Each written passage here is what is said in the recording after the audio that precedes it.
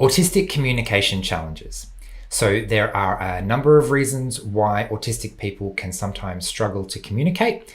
And the one that we're going to be looking at in today's video is specifically the challenge of trying to put my thoughts into words. So I've got this messy stuff going on in my brain, and even when it's clear to me and I understand it on the inside, it's not always easy to form words on the outside that other people can understand. So maybe you can relate to that, the challenge of putting your thoughts into words. This can be a huge source of stress and especially social anxiety when others are expecting me to communicate and for one reason or another, I just can't find the words.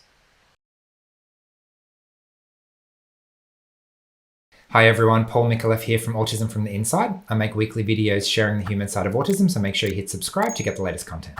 So I don't know if you can personally relate to this challenge of struggling to find words to express yourself. For me personally, there's a couple of different aspects to this. Sometimes it's knowing what to say, trying to figure out what's appropriate, trying to figure out how to respond to a text message or an email, for example. I kind of get a feeling of what I want to say and how I want to respond. But when I try and put it into words, it just sounds really complicated and doesn't quite get the message across.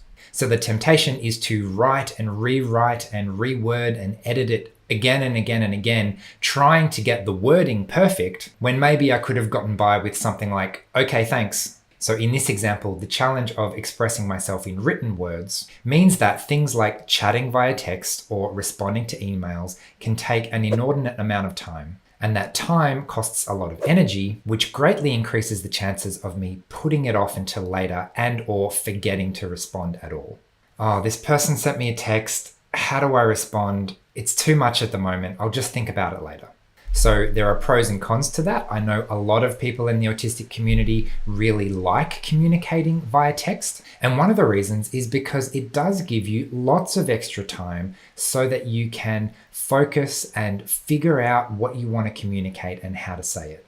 Another really common situation though is when you're communicating in person and you don't really have that processing time. If someone asks me a really challenging question like, "How are you?" then I'm kind of expected to give an answer within a second or two. I can't really stop and take 5 minutes to think about exactly what words I'm going to use to answer this question. And this is one of the reasons why scripted answers is a common autistic trait. If I don't have the processing time in person to come up with a detailed answer, I can just use one that I've prepared earlier. It's not actually true, it's not all that connecting, but it's close enough, it meets the social expectation. And a lot of the time people haven't noticed that I've disengaged. And of course, there are lots of other types of situations where you might lose your words. I know for me, if I get distracted, I can lose my train of thought very easily, which is quite counterproductive in meetings, for example, where I might raise my hand and then when everyone looks at me, I suddenly forget what I have to say. It's like the attention of everyone just distracts my brain and suddenly the words that I had prepared have just vanished. And then there's the times where the only thing to blame is my lack of executive function resources. I don't know if you've had this experience of when you're tired, it's just sometimes harder to form words. I know for me, if my brain has enough energy, then most of the time it can string a sentence together and be relatively coherent. And then the energy kind of drops below a certain threshold and suddenly I forget the words for things. And my speech is sufficiently, that's not the right word, but I'm going to roll with it anyway, much less coherent. Significantly, that was the word I was looking for that I didn't quite find just before. So when I'm tired and my executive function resources are significantly lower than average, it's almost like my ability to form words falls off a cliff and it's suddenly a huge challenge. So maybe you can relate to that one too. There's also another category that I've noticed, and this comes up a lot in my life coaching work, where a person has the time and has the energy, but for whatever reason, just can't quite find words to express what they're thinking and feeling. And every time they try, it's like it doesn't quite capture the essence of what they're trying to say.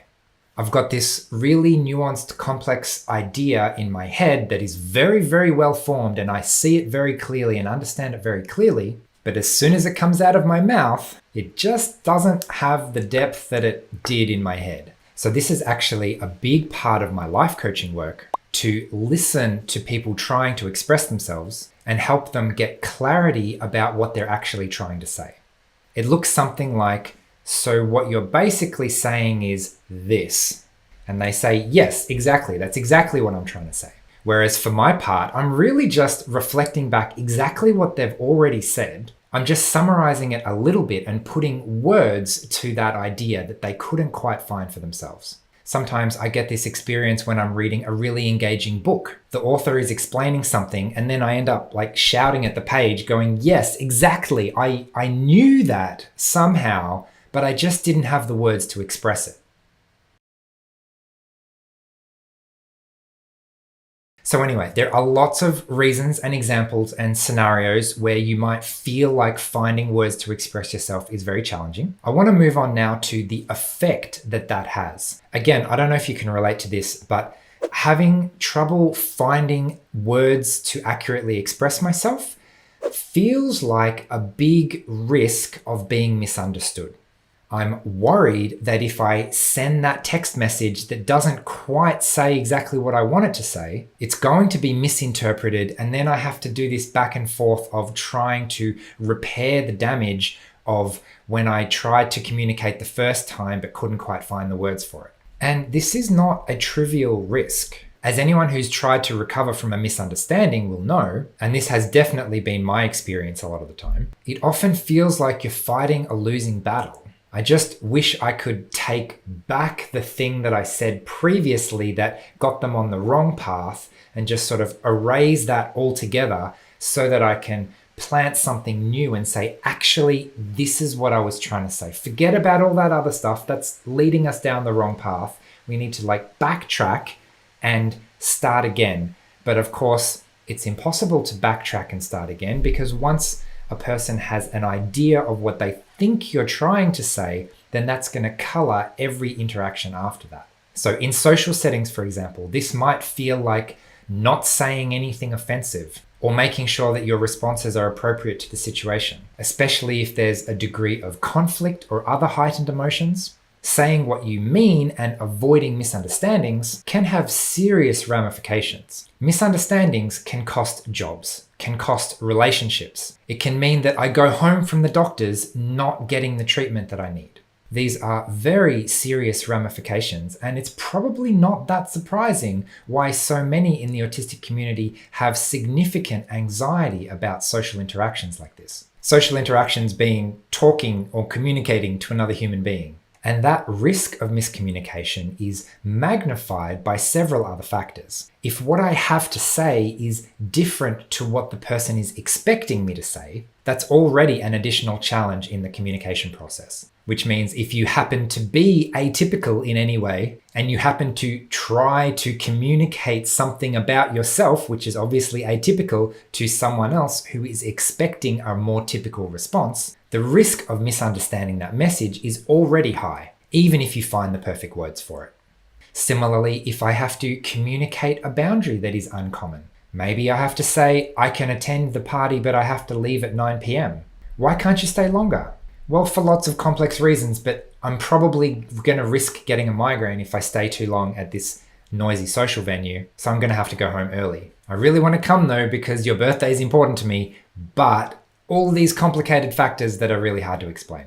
And so when your baseline level of difficulty is already high, this additional challenge of struggling to find the words that accurately describe what you want to say just make things doubly more difficult. And it's really no surprise that so many autistic people have social anxiety. I like to think, imagine you're in a foreign country where you have no idea about the language or the culture. You're relying on Google Translate and everyone's looking at you as if you've done something wrong and you have no idea what you've done wrong. How do I navigate this complex, foreign, social, emotional environment when I'm not even sure that what I'm putting through Google Translate is actually saying what I want it to say? Anyway, I don't know if you can relate to that analogy, but I've done a fair bit of travel. And so for me, that challenge of trying to get clear on your communication despite a language barrier feels very similar to what we're talking about here. And if all that weren't enough, there's the pressure to do it quickly. Some of us need more processing time than others. And when you think about it, this is a completely natural reaction. Think about really young kids when they go into a new space. It's likely that they'll be a little bit shy in the beginning, not really wanting attention in the beginning, not really speaking or engaging in the beginning. And then once they get more comfortable, once they get more familiar with the surroundings, then they start relaxing and engaging a lot more. Why do we think that adults would be any different?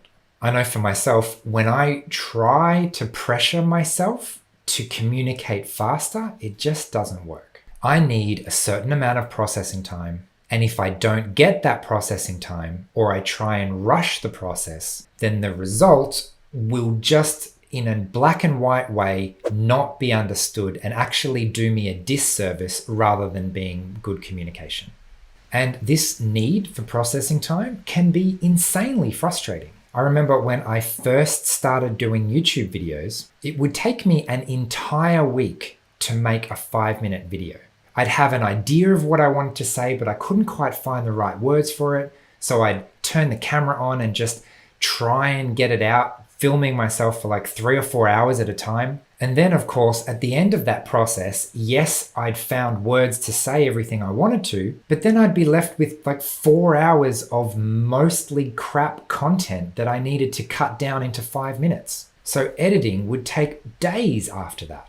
So I thought, how am I going to quicken up that process? This is just taking way too much time. I realized I was verbal processing to the camera, which was not very efficient. So I thought, well, what if I script out the videos instead? But of course, that process took an inordinate amount of time. It would take me several days of writing to script out a video.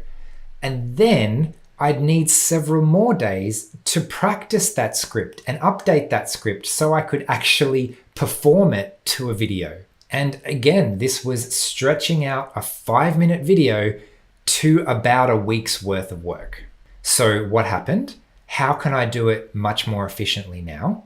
There are 2 main factors that help us to get better at this. One is finding your flow, finding a process that works for you and your brain. And the other one is familiarity. So to go back to my example, I had to find a flow and a process that respected my processing time and allowed me to get the ideas out and process the ideas just enough so that I could then actually find the words to express myself. And a big part of that is getting more and more familiar with the content of what I'm actually saying.